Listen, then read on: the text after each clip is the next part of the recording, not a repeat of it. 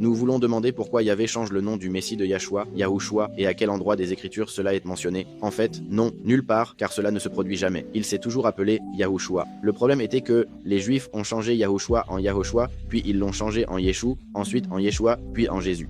Les Grecs sont ensuite intervenus avec Jesus ou Yeshu, les Romains ont ensuite utilisé la lettre J et ont finalement transformé le nom en Jésus. Beaucoup de gens aujourd'hui essaient de revenir au nom original, sachant que le nom du Tout-Puissant commence par Yah. Disons que les Juifs l'appellent Yeshu ou Yeshua, tout comme les Juifs messianiques, mais quand je parle de Juifs, je fais référence aux Juifs qui ne croient pas au Messie, qui l'appellent Yeshu, parce que c'est une malédiction juive, signifiant que son nom et sa mémoire soient effacés. Yeshu sont les 3 premières lettres des mots Yemash, Shemo, Betskrov, alors que son nom et sa mémoire soient effacés.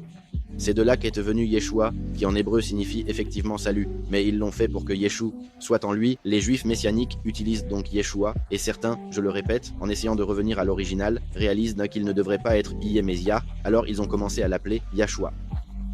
Cependant, il y a une lettre que nous devons prendre en compte, qui est la lettre Vav, qui fait que c'est Yahushua, comme le U dans l'écriture. Rappelons-nous, l'ancien pacte est en hébreu, le nouveau pacte a été écrit à l'origine en hébreu, mais il a été traduit en grec, et c'est le grec qui est parvenu jusqu'à nous. Alors aujourd'hui, on peut vérifier l'ancien pacte en hébreu, le nouveau pacte en grec, principalement en grec, ce qui nous permet d'étudier, pour le dire d'une certaine manière, car ils en ont certains cachés, où je ne doute pas, pour plusieurs raisons que j'ai déjà mentionnées, qu'il y a des preuves que le nom du Messie, même s'ils écrivaient les livres en grec, le nom du Messie était maintenu en hébreu. Cela a conduit à un problème dans l'une des traductions, car ils utilisent les noms incorrects. Je vais les utiliser maintenant pour que le point soit compris. Ils ont mis Jésus, mais cela devrait être Josué. Cela indique que les traducteurs ont commis une erreur en ne connaissant pas l'écriture et les histoires des patriarches et autres. Lorsqu'ils ont vu le nom hébreu et Josué, ils ont supposé qu'il s'agissait de Josué et de Josué ben Nun, et ont mis un nom, alors qu'ils auraient dû mettre l'autre. Et quand je dis cela, c'est parce que cela montre qu'en hébreu, le nom du Messie et le nom du successeur de Moïse, connu sous le nom de Josué, sont les mêmes, puisque c'était en hébreu et qu'ils ont commis l'erreur de mettre Jésus, alors que cela devait être Josué. Ensuite, dans une autre édition de ce même écrit, ils l'ont déjà changé. Alors dans la concordance, si l'on cherche par exemple en grec le nom Jésus, il apparaîtra qu'il vient de l'hébreu Yehoshua, qui selon cette même concordance est le même nom que portait le successeur de Moïse.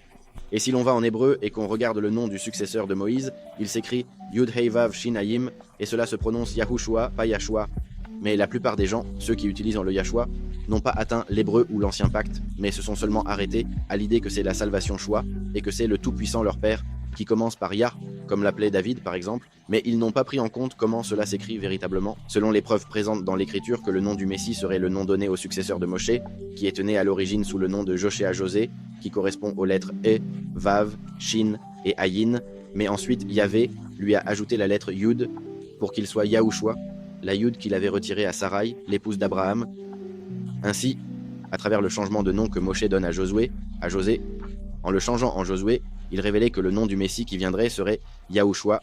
C'est pourquoi, lorsque Moshe meurt, représentant la loi, après 40 ans de tourments, comme les 4 millénaires passés dans la mort et dans la loi, Yahushua arrive pour accomplir la loi. Et tout comme le successeur de Moshe a dit au peuple une fois que Moshe est mort, « Dans 3 jours nous serons dans la terre promise », après 4 millénaires le Messie vient, et à travers sa mort qui dure 3 jours, nous pouvons entrer dans la vie éternelle qui est la terre promise.